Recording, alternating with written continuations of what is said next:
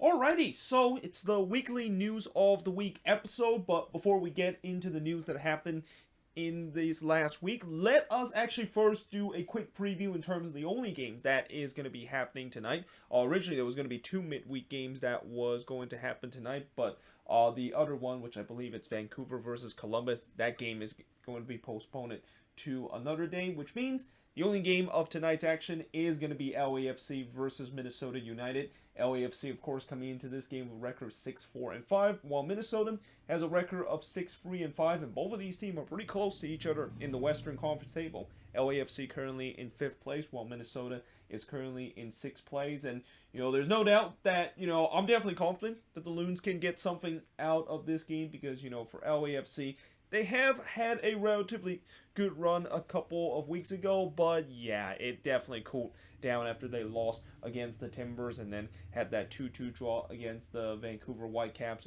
They're facing against a Loons team that ever since they start 0-4 this season, they have been red hot ever since that and has a record of 6-3-1. But, that being said, it's going to be interesting to see how this game will turn out, and also, whoever is going to able to win this game most likely is going to be able to get that 5th position in the Western Conference.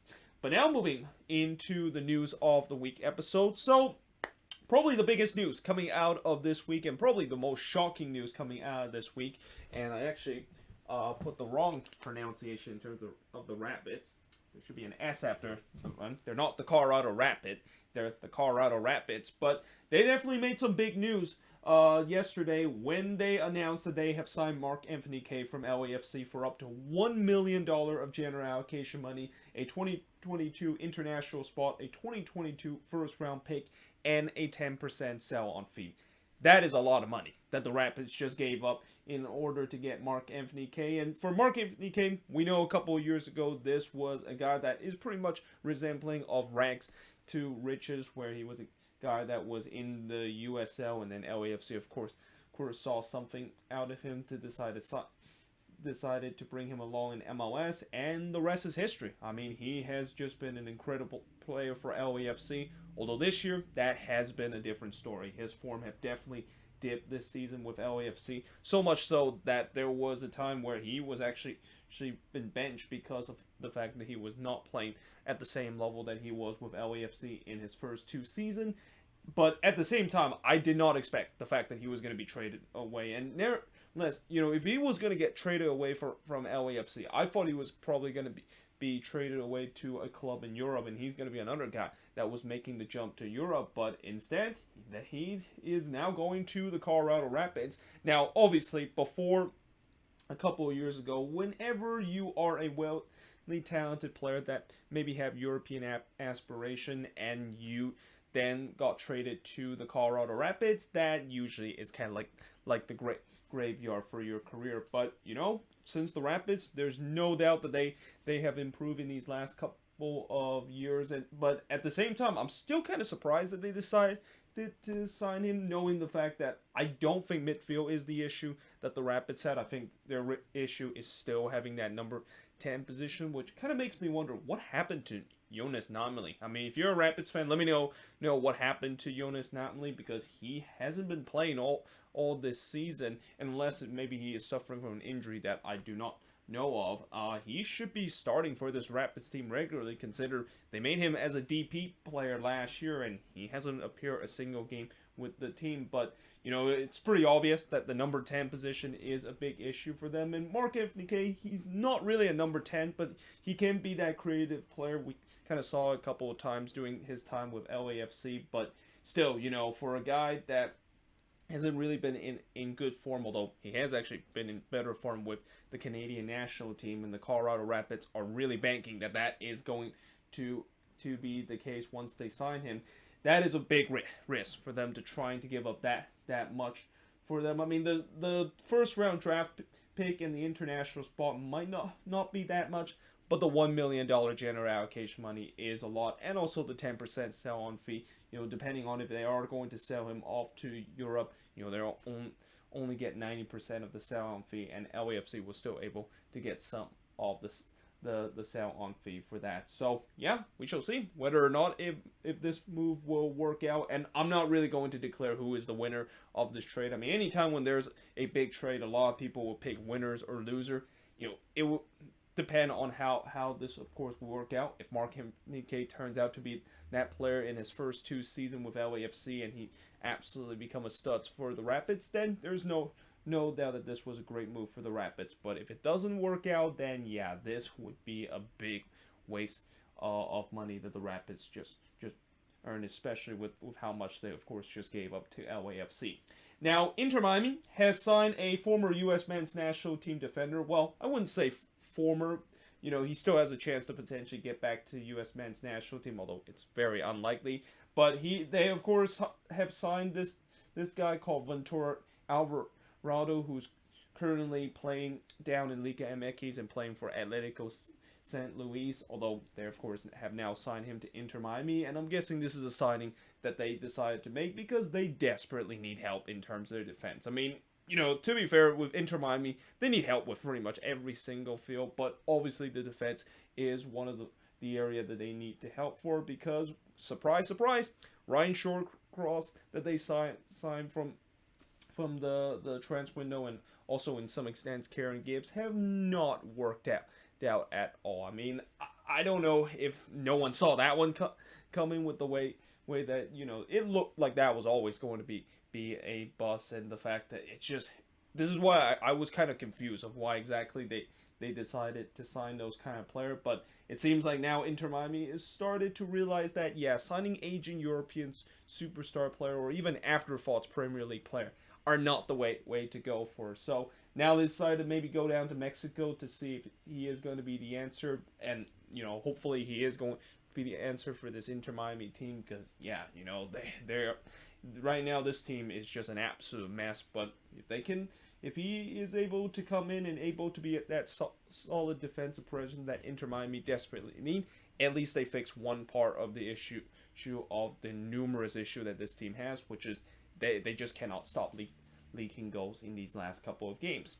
Now, Christian Fuchs has set to go on loan to Charlotte Independence until when Charlotte FC does come into the league, and it seems like he is following the footstep of Brent Bronico of going to Charlotte Independence in the USL before he is going to be joining with the expansion team. And it seems like maybe Charlotte FC and Charlotte Independent is trying to create a little bit of a partnership and a relationship that we might see once they do come into the league. Maybe they use Charlotte Independence as kind of their farm league, although with the way that MLS is creating their own farm league, I don't think Charlotte FC really needs to have a team from the USL to kind of be that affiliates that they need, and they can basically just create their own affiliates. But that being said, obviously this is not a big surprise where a lot of the Charlotte FC players are either maybe going on loan overseas or just play for Charlotte Independence.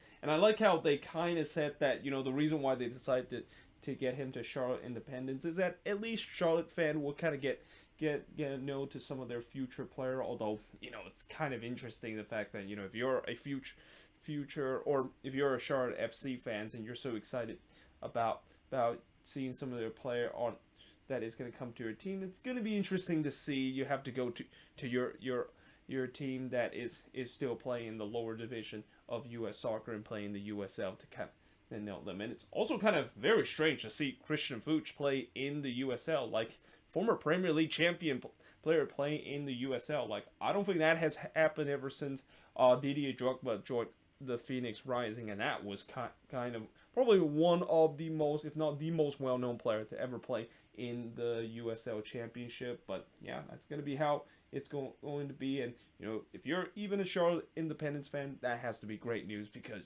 clearly Christian Fuchs is not only could be a good MLS player, but he is going to absolutely dominate in the USL. It's going to be absolutely rocked for that Charlotte Independence defense. But moving on, in terms of the next news, and now talk about some of the transfer rumors. Well, we did had a big transfer rumor this week, just like what we talked about early with a big signing and a big blockbuster trade that happened within the league. But the big transfer rumor for this week is that Atlanta United is report to sign Argentine playmaker Thiago Almada down in Argentina. And, not only the fact that this shouldn't be a surprising move, because that's what Atlanta United does. They go down to South America, find those hidden gem, or in this case, as what I heard from people saying, that he not only is a high potential player coming down from South America and coming down to Argentina, but some people even build him as the next Messi. Now, I'm not quite sure exactly if he is going to live up to the hype that Lionel Messi is. I mean, anytime when you're labeled as the next Messi, yeah, no pressure. Hopefully you do at least maybe live up to that potential, but obviously you know if you are kind of labeled that, you're definitely a very good player. And I think this is kind of in some way almost similar to kind of the hype when Atlanta decided to sign Ezekiel Barco and Pity Martinez a couple of years ago. Now, the problem with that is that both of them kind of turn out to be busts for Atlanta United, and that I'm not saying Thiago Almada might be a bust if he is going to come to Atlanta United, but there's no doubt that this is also a sign that Atlanta is absolutely desperate in terms of getting this right. And you could also say that maybe the front office of this team and Darren Eos and Carlos Bocanegra, I think this is really kind of they're all in cards in terms, or they're all in signing, where if they get this one wrong and he turns out to be the bust like Ezekiel Barco and Pity Martinez coming into the league, they could potentially lose their job, because this is a team that right now are sitting near the bottom of the Eastern Conference, and coming into the season, this is definitely should be the same team as we saw last year, where was a team that ultimately finished outside of the playoff table, and just how much they have really fallen ever since they won MLS Cup just a couple of years ago. Now, moving on, in terms of the next news, is that Austin FC is report to sign Argentine forward Sebastian Druzy, I think that's how you pronounce it, from Zenit St. Petersburg. Now, there's no doubt that Austin FC is desperate in terms of trying to find a number 9, because when you look at how they've been playing this season, really that number 9 position is what's holding back the potential of this team. Like, this team should, on paper, to be a decent expansion team, but because nobody can score for this team, and they don't have a true number 9 that can be the lethal goal scorer that many good teams in this league usually have, that's what's kind of holding back from their potential. Now, I don't know much about this guy, and I don't know whether or not if he's gonna do well coming into MLS, but I'm pretty sure Austin FC is banking that is the case, because they must have a lot of candidates that or a lot of short lists of players that they're looking to try to get heading into the summer transfer window, especially in that forward position. And they think maybe this guy called Sebastian Druzy is the guy that potentially could fix the problem that they had in that lack of number 9 in the position, and also the guy that can be the goal scorer that they desperately need heading for the rest of this expansion season. Now, the New York Red Bulls have set to sign a center back soon after Tom Edwards unfortunately suffered a knee injury. Now, in the article that I read this from the league website, they did not mention exactly what center back that they're going to be signing, or what's the name of the center back. So this is kind of one of those news where it's kind of like, well, we don't know the name or the players or even where exactly he's from, but we know that they're going to be signing a center back. And I guess maybe they're going to sign a center back that is kind of maybe not only just cover Tom Edwards in terms of him being away from this team because of injury, but also maybe a utility player and a depth player in that defense, because when you look at this Red Bulls team, they don't really have a lot of depth in terms of their back line. And with Tom Edwards, who is probably the most important player in that back line for the Red Bulls this season, now going to be out for a couple of weeks because of a knee injury, they desperately need a replacement for that as soon as possible. Now, moving on, in terms of the next news, and now moving away from talk about some transfer and signings to have a rare segment of entertainment news in the MLS world. I mean, it's not often that the entertainment industry can actually kind of cross in the MLS world, but that's what we had in terms of these next couple of news. First, we got Patrick Mahomes joining the Sporting KC ownership group, which shouldn't be a big surprise, because at this point, Patrick Mahomes pretty much own Kansas City. Like, he basically is the he already had part ownership with the Kansas City Royals. I won't be surprised after he retired from the Chiefs, he might even get part ownership with the Chiefs. There's even some that have kind of jokingly saying that he might be running for mayor of Kansas City, but now he's now going to be joining the Sporting KC ownership group. Now, obviously, all kidding aside, it's great to see that he is joining a good team as being an owner, and it's also great to see that a lot of these famous athletes, not just in MLS, but maybe in other sports like NFL, NHL, and the NBA, joining ownership group with an MLS team. And also you have saw a couple of famous actors and music artists even joining some stake at a couple of these MLS team. And it's always great to see that, because it does give recognition more to this league, and it also kind of just tells you that this league is definitely for real. I mean, if you can attract some very well-known player, and especially probably arguably one of, if not the best player right now in the NFL, in Patrick Mahomes, to join a Sporting KC ownership group, this league has really been much better in terms of the recognition outside of just the league itself for these past couple of years.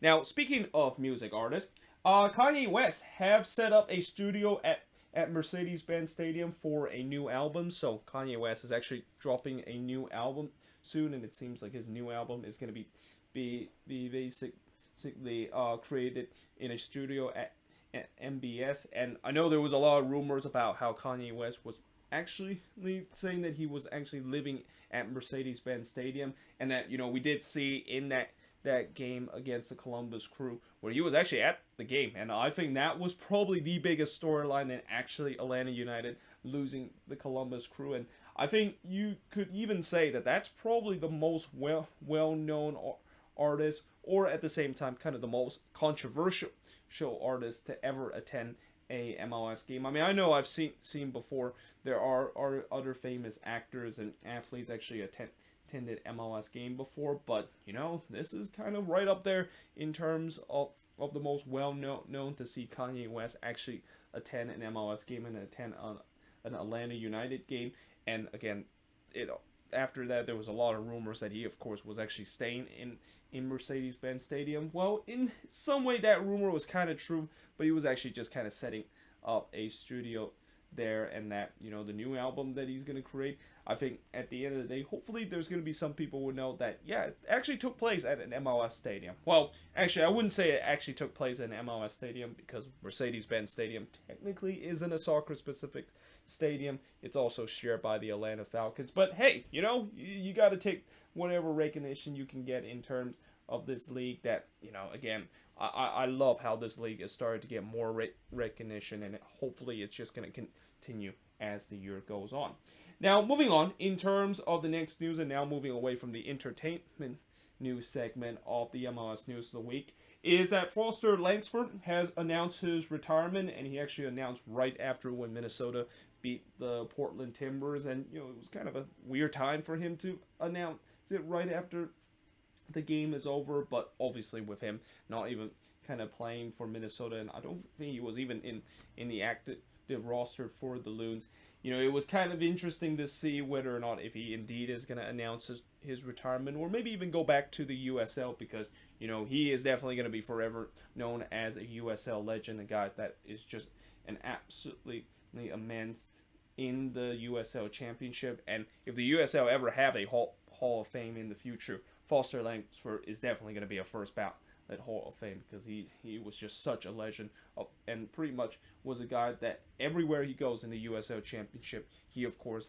is able to score goals. And you could also kind of say that this is one of the player that he was so good in the USL, or just kind of too good to be in the USL Championship, but not quite good enough to actually make it into MLS. So happy be retirement for Sir Langsford, and hopefully let's see what he is going to do in his future. I'm assuming he's probably, I usually say that when a player announces a retirement, they might have a chance to maybe be in the broadcast, or maybe be an analysis, or being an analyst, or maybe even be a coach. But I think with Foster Langsford, knowing the fact that he actually went to Stanford, he might even pursue a career in his choice, and he definitely would get get hired immediately, because anytime when you go to Stanford, you're going to have a high chance of getting hired no matter what field that you want to pursue.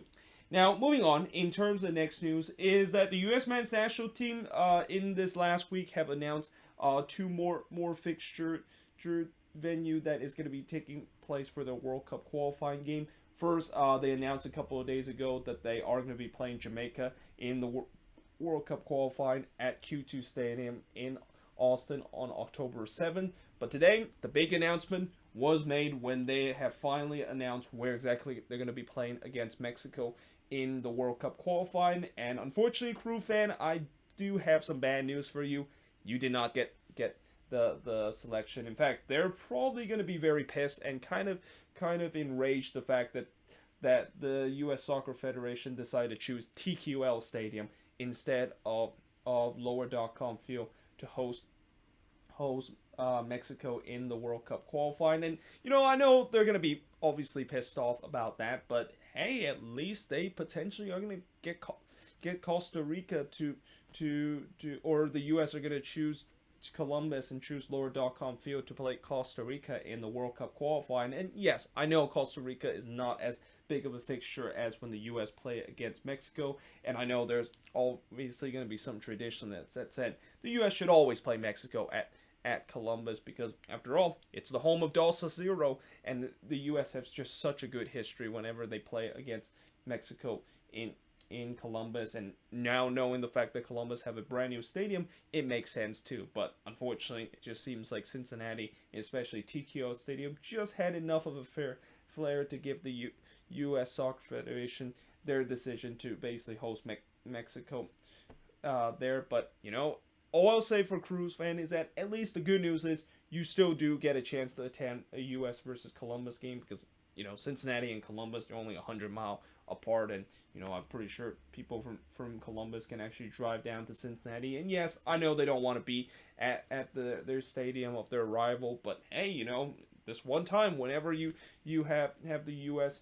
play, that's really kind of the time when rivalries are kind of set aside, and that it doesn't matter if you are a Columbus or even a Cincinnati fans or even a Seattle or Timbers fan. You just kind of set the rivalries aside, and knowing the fact that you will always support the U.S. and hope that they can be very successful in the World Cup qualifying and actually qualifying for the World Cup in 2022.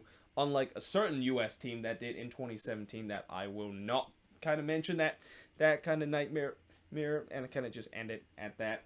But moving on, in terms of the last news before we get into the weekly power rankings, is that Ronaldo Pepe has won the Player of the Week, and as a reward for winning Player of the Week and also become the youngest ever player to score a hat-trick, he gets rewarded of a 5-year contract with FC Dallas. Now, there's no doubt that I don't think he's going to stay with FC Dallas for the full 5 years. In fact, I'll be surprised if he does that. But this is just kind of a move that Dallas decided to do, knowing the fact that they don't want to sell Ronaldo Pepe for a cheap. And it makes sense. I think they kind of learned from their mistake in the past, where Dallas is a team that, while they have a very good kind of academy, they have a history in terms of selling their player off to Europe for such a cheap amount of money. And knowing the fact that if Ronaldo Pepe is going to continue to be the player that we saw from these past couple of weeks, there's no doubt that transfer fee is going to continue to rise as long as he continues to score the goals. Now, moving on into the last news, which is always going to be the power rankings. Well, we actually have a new number one in terms of the power rankings this week, as New England gets the top spot for the first time in a while, as SKC also moved up from one spot in second place, which means the team that's been at the top of the power rankings for pretty much since May, they have now dropped down to 2 spot, and that is the Seattle Sounders. And I know Sounders fans are going to be absolutely triggered by this, because yes, we did lose against SKC, but we also did beat Austin FC by playing a bunch of teenager. And yes, we did also lose to Minnesota, and technically we lost 2 out of the 3 games that we play in a 7-day stretch. But that happens when you have a team that is unbeaten. Well, unfortunately, I don't think the committee of the power rankings kind of saw it that way, and therefore that's why they're now dropped down to third place. But like I said, you know, people shouldn't take the power rankings too seriously, and people should just kind of think the power rankings committee is just a very controversial committee that I know I kind of just made it up, but you know, they kind of just think of the power rankings committee like Pro, which is just an organization that, you know, are kind of inept and incompetent in terms of what they decided to kind of do this power rankings. But the rest of the power rankings, we got Nashville SC moving up 4 spot, NYCFC moving up 5 spot, which was the biggest mover. Then you got the Philadelphia Union moving down 2 spot, and then Orlando City moving down 1 spot, followed by LAFC moving down 3 spot, and Minnesota making their first appearance in the top 10, moving up 4 spot, and Colorado, despite moving down 1 spot, able to just stay in the top 10 in 10th place. But yeah, there you have it. That is pretty much it for the news of the week. Let me know in the comments below, what do you think of this week's news, and if there's any news I didn't mention that happened in this past week around the MLS world, let me know in the comments below. But yeah, hope you guys enjoyed this video, and I will see you guys next time.